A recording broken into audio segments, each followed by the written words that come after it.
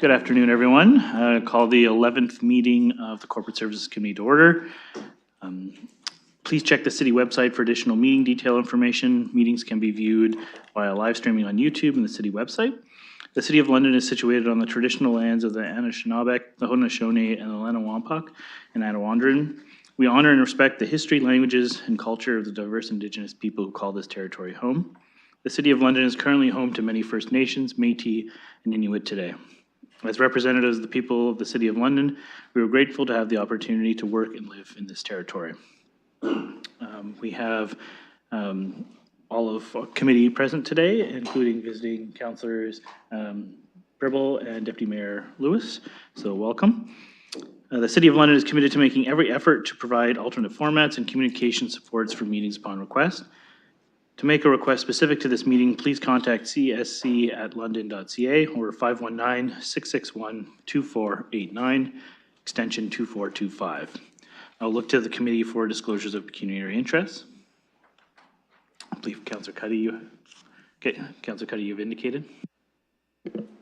Thank you, Chair. I have a conflict with consent item 2.1, declare a surplus city-owned property, part of the Pine Street. And I'd like to recuse myself from the vote. Okay, thank you for that. So we are on to the consent items. 2.1 and 2.3, I've had requests for pulling. So we will look for 2.2, 2.4, and 2.5 to be put forward. I'm looking for a mover of those items. Councillor Rahman, Councillor Stevenson seconds. Okay, so we are on discussion of 2.2, 2.4, and 2.5. So I will look to committee members first for any questions. Okay, Councillor Stevenson, go ahead. Thank you. Just a couple of questions on 2.2. I'm just pulling it up here, sorry. On page 21, it talks about the recommended council-approved pricing.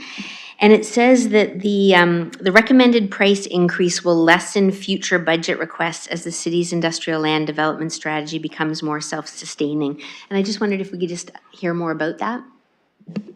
Okay, through to staff, go ahead. Thank you through the chair. I'll start and Mr. Warner can add if he has anything further. So when we bring forward the sale of industrial land, that money is revenue that is generated, and we use that revenue to offset the future costs of developing that land ultimately. So that is where that comes back in. And when we bring the land forward that we have purchased, where we actually move to basically create the growth on that land, that is when we have to spend the money to service it. So any revenues that we receive will offset that in the future. So that was some of the budget discussions that we did have when the industrial land strategy business case was approved. I'm not sure if Mr. Warner wants to add anything. Yes, through the chair, I'd just also like to comment that the budget that has been set aside for developing, servicing, grading the land, that for the most part has been set for our current inventory. And we're hopeful that absorption will pick up. The demand has hesitated slightly in the last year and a half. But with things happening, we hope in Southwestern Ontario with some of the large announcements that we're seeing, there should be some supplier demand. So as an example, the EV battery component suppliers have been in contacts with us. So we're hopeful that there will be more sales and then more revenues, and then those revenues can then be fed into the budgeting process, and therefore not, as Ms. Balbone indicated, be so taxing on your overall multi-year budget in that regard. Okay, Councillor Stevenson, follow up. Yes, thank you. And through the chair, yeah, so that raises sort of my two other questions was, how often do we look at the targeted, the identified targeted businesses? When you say demand is waning, I just wondered how often that is looked at, and does that come through council? And also, if we do have more money available, if it's easing the future budget requests, I wondered if that also opened up the opportunity, or at what point we have the discussion to possibly offer other DC charge discounts. Because I have had at least 2 people approach me and say that the DC charges are causing the numbers to not work for their development, and what flexibility we have as council to be able to help meet that that desire for the land and have some flexibility in the DC charges. So if there's anything you can share with me there, or I can follow up after. Go ahead, staff. Through the chair, well, the first question I will answer with regards to the market demand. So Realty, in conjunction with LEDC, is marketing the properties through various means, and LEDC is tied into the more global and national, international, regional marketing approaches, and then Realty Services is more of the citywide and Southwestern Ontario marketing. We cannot predict exactly what the demand is. We're following all the statistics through CBRE and Cushman Wakefield and all the large brokerage firms. There's definitely, London is a very tight market. There's not a lot of available space to lease, and there's not a lot under construction. We definitely are in discussions with multiple parties. We don't typically discuss that in public session. We typically come to you with fully signed offer agreement, purchase and sale that are compliant with your policies with respect to the sale of the industrial land. So it's hard to really forecast. It's one of the hardest things that I'm having to do in my role is forecasting what the annual absorption rate would be. We've had tremendous years and we've had some slow years. There's been very cyclical. But I can state that I feel very confident in the amount of inventory that you have and the type of inventory that you have, that this is shovel ready, fully zoned, great location. And there's definitely a demand. We're seeing a little hesitation. I think interest rates are still having an impact on all sectors, especially land as well. And then the industrial sector has waned a little bit in the last several months. We definitely know that there's also some slow funding coming from other government parties that are associated with these large announcements that you're hearing about. And I think they're waiting to see if that's going to incent more of these industries. And then ultimately we will be in a competitive position to compete with other municipalities and the private sector. One other note on our prices are determined through a comparison of municipal offerings in other municipalities. We try to study the municipalities that are more close and more competitive within Southwestern Ontario, not necessarily in the GTA, because those prices are 3 or 4 times what we see in the other municipalities. And your council policies also provide conditions or covenants on the sale of your land. So it's important that not only do you target industry, targeted industries such as advanced manufacturing, food processing, and life science types of sectors. We don't recommend in your policies with regards to your ILDS program, do not provide that you sell land to non-targeted industries because they don't create the same amount of employment, and they use large, vast tracts of land that would be less revenue generating as far as taxation and employment, et cetera. And so the restrictive covenants are there to enforce that your strong strategy in targeting industry. And for that reason too, that has an impact on your pricing and some impact on the demand. Thank you. Follow-up, Councillor? I was just wondering if there was a comment on the ability to, if there was extra money in the budget to potentially offer up further DC incentive opportunities? To staff, Ms. Barbone, you want to comment on that? Yeah, thank you through the chair. So with respect to additional incentives for industrial, that was not part of any of the discussions or any of the recommendations. We do have that available for targeted industries and a little bit more for some other periphery, but that is certainly not something that we would be looking to do. Obviously, if there is an exemption added, the city would need to fund that, and that would be an additional pressure that we would need to add to a future budget should the city wish to increase those incentives to support that. Okay, Follow-up, thank you. Councillor? That's all. Very good. Okay, looking to other committee members. Okay, seeing none. I know Councillor Purple, you have questions, so go ahead. Yes, I have a few questions, and through the chair to the staff. I do have to, actually, all my questions are to 2.2. The first one is, last year in the report, there was the 6 acres purchase that wasn't fulfilled conditions. And I was just wondering, did we sell this parcel of 6 acres or did it go back to our inventory? To staff? Thank you through the chair. So That parcel would have been repurchased back and it goes back into the inventory and would be marketed for sale. I don't believe we've sold it as of yet. Follow-up, Counselor? Okay, thank you for that. Here on Industrial Park, we went from inventory 178 to 179.6, but I was just curious that that it increased, and what was it based on, or the reasoning behind it?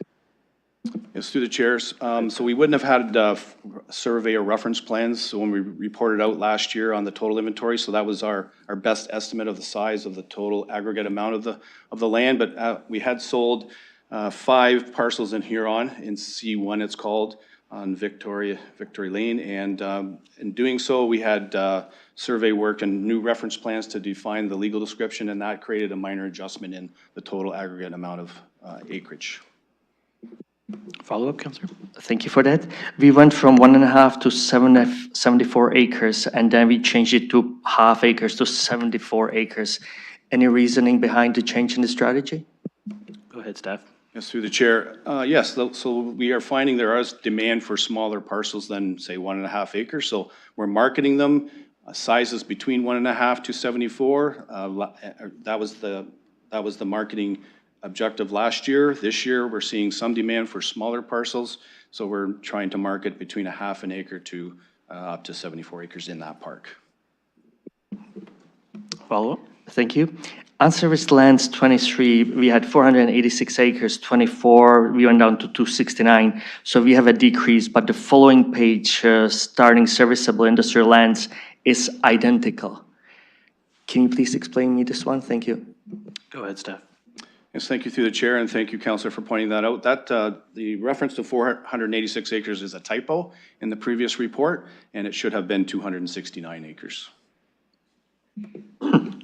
Follow-up, Counselor? Okay, thank you for that. We sold we are selling to 2 targeted companies, and in 2022, 30-something acres, 23, 15.3 acres, which is half.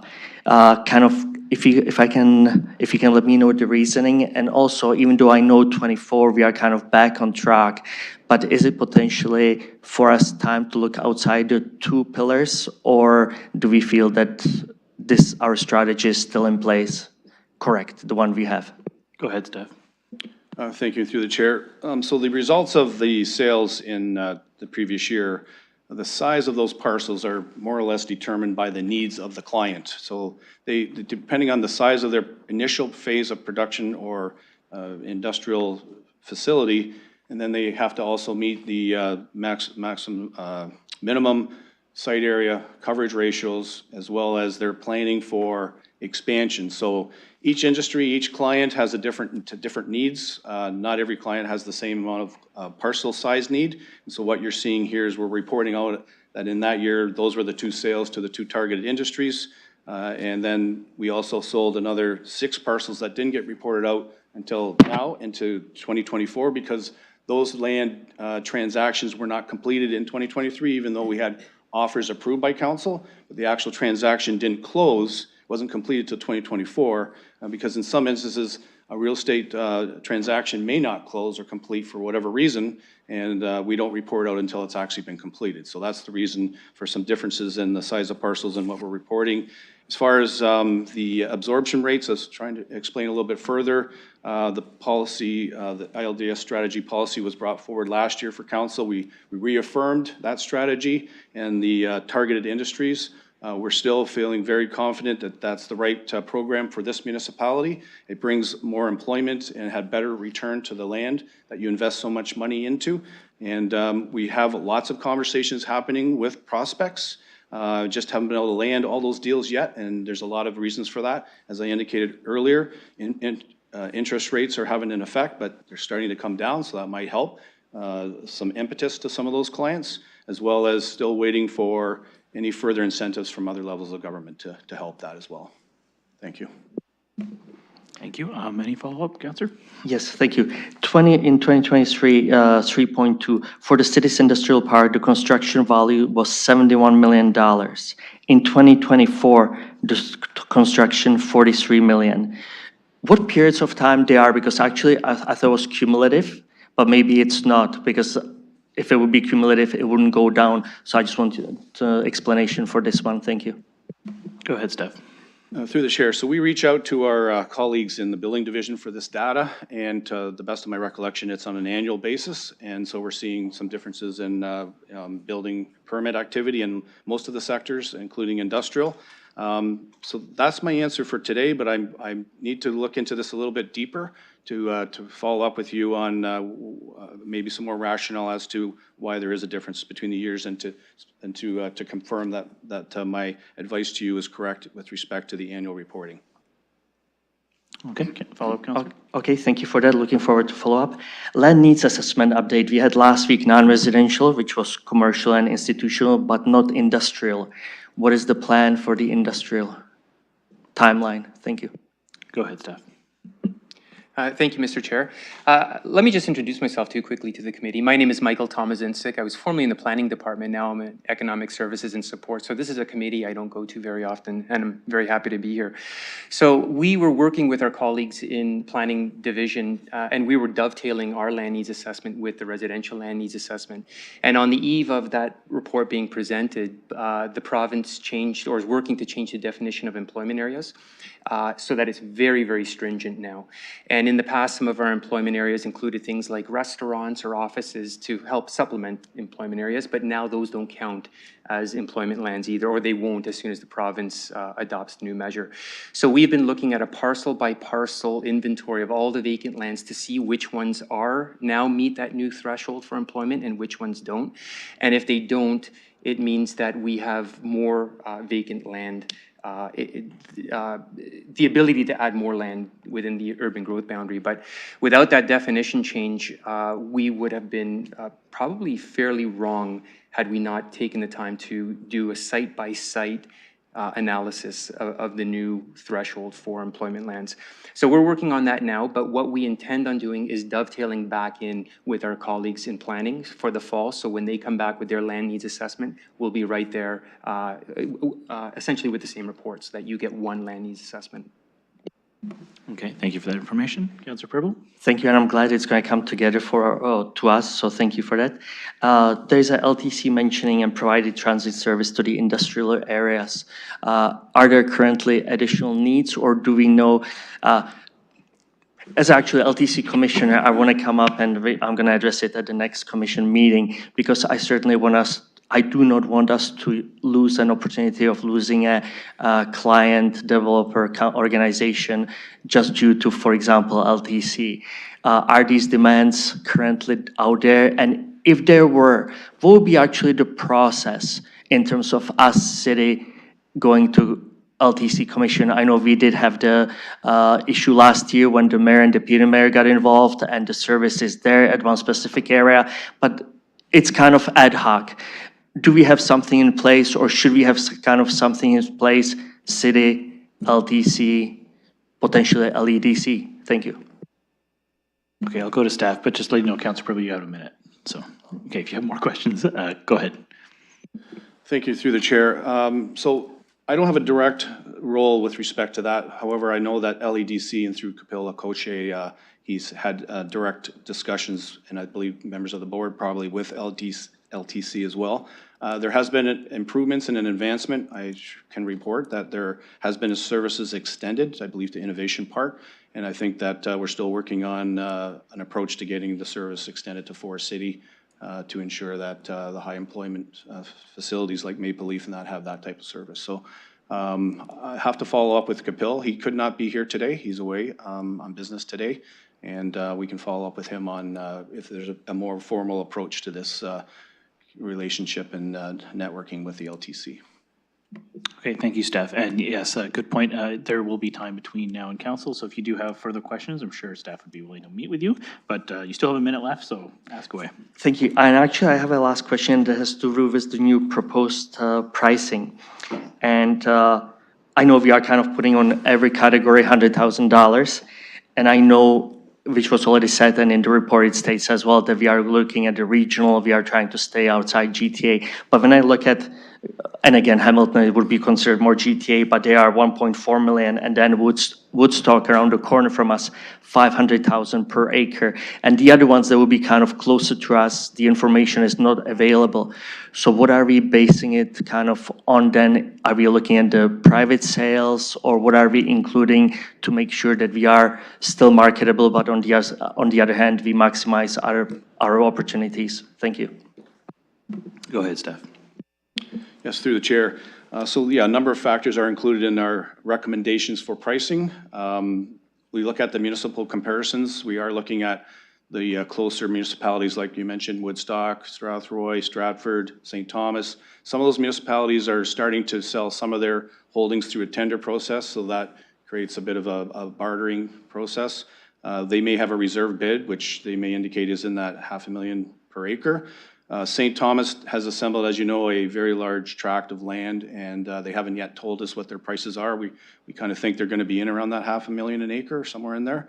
And we look at the private sector as well. If we look at the private land sales in the last year, if we kind of screen out some of the smaller parcel sales, because they kind of drive up the rate on an economies of scale basis, the average sale price is about $384,000 per acre. So we're kind of close to that as well. We look at the demand, we look at the restrictive covenants that we put on the city-owned land, as I indicated earlier. We look at our zoning, and we look at our investment into doing the servicing grading, and what we expect we're going to have to pay for land in the future when we're ready to buy more land. So these are all the various factors that we come up with to try to give the best advice we can, the most transparent advice, and to be competitive. And as well, recognizing that we're really focusing in on the targeted industry. The non-targeted industry, we're seeing that they are paying more, and there has been some sales of the non-targeted privately owned lands at a higher rate per acre, and those are for more of the like warehousing or logistics or trucking type of companies that are buying large parcels of land that don't necessarily have to have the servicing and all of the water and quality utility and water services that we need for some of the targeted industry. So lots of different elements that go into this. It's not a science, it's kind of a balanced approach, and we feel that there will be good demand based on what we're observing with the EV sector, and it's coming, we understand, and we want to be competitive. We've also had discussions recently with prospects who are looking at our land, new companies coming from other areas, and we've mentioned that a price increase may be coming, and they didn't flinch. So we feel like we're confident at what we're recommending here today. Okay, staff, thank you for all those answers. Any more questions, Councilor Brule? I'll make last two comments. The first one is regarding the pricing. I'm quite sure you will do that anyways, but if there are any other opportunities, please come back to us. So again, we can maximize our revenues, point one. And point two, I do agree that we should look at the whole picture, including spin-offs in terms of the employment and supporting other industries. So I do think that overall, certainly our vision and strategy, the big picture, it is correct. But thank you very much for answering all my questions. Okay, thank you, Councilor Purple. Looking to committee, Councilor Stevenson, go ahead.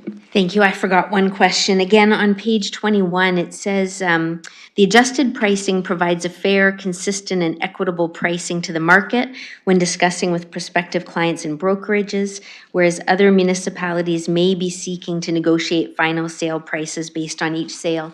And I just wondered, the other municipalities, is that similar sized municipalities, or is that local ones? And, you know, is that, I'm assuming that's advantageous for us, both in terms of competitiveness and maximizing price?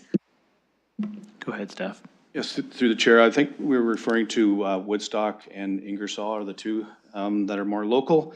Traditionally, since the inception of this strategy, we have been using the approach of setting the price and trying to be fair, equitable, and transparent, and it has worked. We feel that land is only the one component. The actual construction costs of the building far surpass the investment in the land. So I'm not selling myself short here by any means, because it's still very difficult to actually recruit the industry, show how competitive the city is, not only with the land, but everything else we offer, with the quality of the services, the great planning, everything else that the council's doing, and the employment growth, et cetera, but we are competing, and this is, again, it's a balanced approach. We're not recommending something north of 400. We think this is where we're comfortable right now, where the market will be interested, and we can also get a return on the land at that rate as well. Okay, Thank you very follow-up? much, it's helpful. Okay, all right, thank you for those. Any other committee members or visiting counselors? Okay, this is for items 2.2, 2.4, and 2.5. Okay, going once, going twice, we will open the vote on that.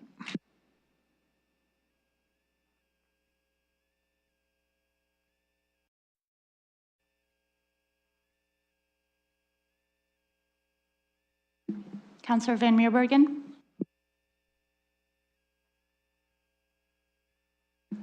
Closing the vote, motion carries 6-0. Okay, thank you. We have no scheduled items. Items for direction, deferred matters, we do have 2.1 and 2.3. We'll start with 2.1. This was the one where Councillor Cuddy is recusing himself. This is the declaring surplus of the city-owned property at Pine Street. I will look for committee to move the recommendation. Okay, Councillor Rahman, and Mayor Morgan seconds. Okay, we'll now open that up for discussion. Seeing none. I have some questions from Chair. I'll ask first. Thank you, staff, for bringing this forward. This is in my ward. So just in terms of maybe providing some of the history in terms of the property and what we had previously used it for, I like what's being put before us in terms of absorbing it into the current property. It seems like Safina has a good plan in terms of what they want to use it for, but just folks are aware in terms of what it had previously been used for and why staff are recommending that we don't need it for anything. So go ahead, staff.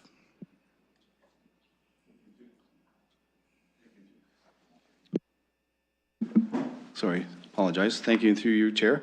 So yeah, we did a property liaison inquiry throughout the entire organization to see if there was any further municipal need, and it determined that there was no municipal need. This facility has been using it under a license agreement for many years. And so on that basis, they asked if they could purchase it instead of paying an annual lease rate, license fee. So we've analyzed that, and we would be looking to achieve a fair market value price for that land. It's zoned for their uses, and there is no longer a municipal need. So council, we're asking council to declare it surplus, and then we will negotiate a direct offer to purchase with that company. Okay, thank you for that. And I do see the benefit in terms of reducing those administrative costs, and obviously getting that infusion now will be useful. So I appreciate what staff's done on this and bringing it forward. So thank you for that. Councillor Pribble, you had some questions. Thank you. It's actually, through the chair to the staff, it's actually general just to this property. How do we determine actually the fair market value? Thank you. Go ahead, staff.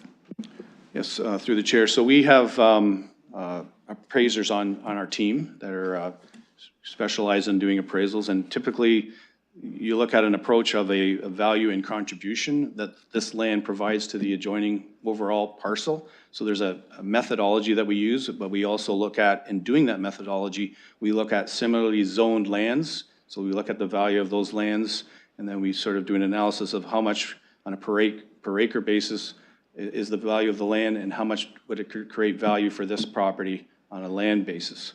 And so this is a common approach that appraisers do use. It's also known as across the fence approach. So you look at what is the land valued across the fence or adjacent to it if it's zoned similarly, and what is it selling for, and sort of look at applying a multiplier or a rate to see what would be a value and contribution. And then there's a negotiation.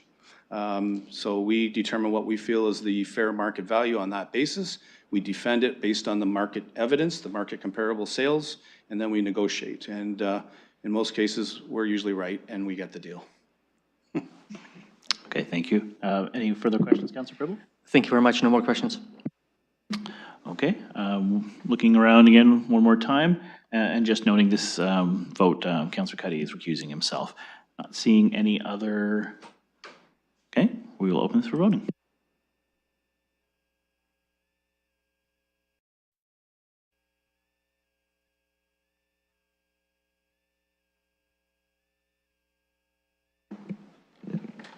Closing the vote, motion carries 5-0 with one recuse. Okay, thank you. We are now moving on to item 2.3, which is the standing committee meetings and annual meeting calendar. Councillor Cuddy, you had indicated that you were willing to move the recommendation, and you also had an amendment. So you're moving it. I will second, and please go ahead with your amendment. Thank you, Chair. And through you, yes, I'd like to move the motion, and the amendment is that we change CDWC and planning and PEC, excuse me, and so we switch them back. Yeah, and I believe the clerk has the language, so she'll bring it up so everyone can see it. Just one moment. Yeah, and the clerk's going to read it out. Through the chair, the amendment reads as follows, that the 2025 Standing Committee Meetings and Annual Meeting Calendar Report be amended to provide for Corporate Services Committee meetings to be held on Mondays at 1 p.m. and Planning and Environment Committee to be held on Tuesdays at 1 p.m. Okay, so that is on the floor. Any discussion? No committee members indicated, so I will go to the deputy mayor. Go ahead. Thank you, Chair. I'm going to try and be brief, and through you, I appreciate the amendment getting on the floor. I appreciate that we can just amend this rather than have to refer it back. I was quite surprised to see this on the agenda because the calendar that was established and put into operation for 2024 was actually a direction after considerable amount of work at Governance Working Group, a direction of council through SPPC to establish planning on Tuesdays at 1 p.m. There are multiple reasons for that, not the least of which at planning, as colleagues are aware, the agendas are often quite heavy. The amendments can often be quite complex, and having that Friday, Saturday, Sunday ability to get things worked out with staff and on the added for Monday morning so that they're ready for the public review is really key to have that extra time. And so I really appreciate this amendment. And more so, you know, I have to say I was surprised to see this come forward, given the work that GWG did to set this in the first place. So I'm very, very supportive and appreciate colleagues amending this to move it back to the council-approved direction for corporate services on Mondays and planning on Tuesdays. Okay, thank you. Any other comments on the amendment? Okay, seeing none, so we're just opening the vote on the amendment.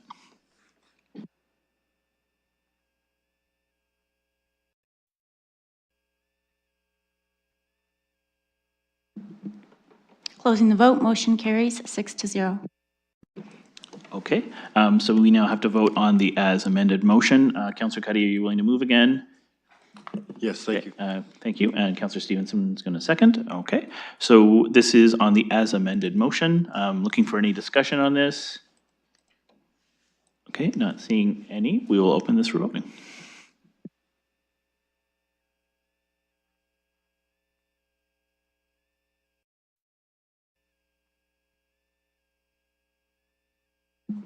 Closing the vote, motion carries 6-0. Okay, thank you, everyone, and that concludes our public items. Looking for a motion now to go into confidential session. Councillor Rahman, Councillor Cuddy, thank you. Okay, we'll open the vote for that.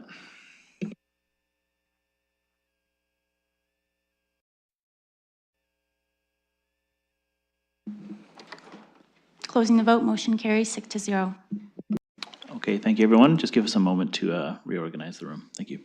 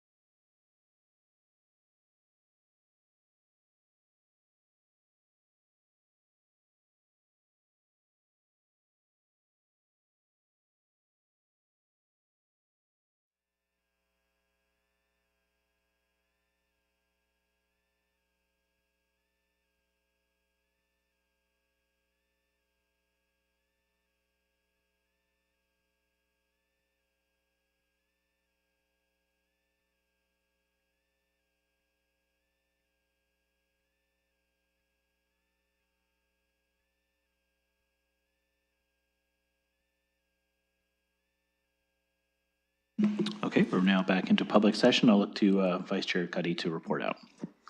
Thank you, Chair, and through you. Council committee went into private session from 1:35 to 1:40 p.m. We made progress on matters that were discussed. Okay, thank you. We're on our last item, which is adjournment. Looking for a motion to adjourn. Okay, Councilor Cuddy, Councilor Stevenson. We can do that by hand. All those in favor? Any opposed? Motion carries. Thank you, everyone. Have a good afternoon.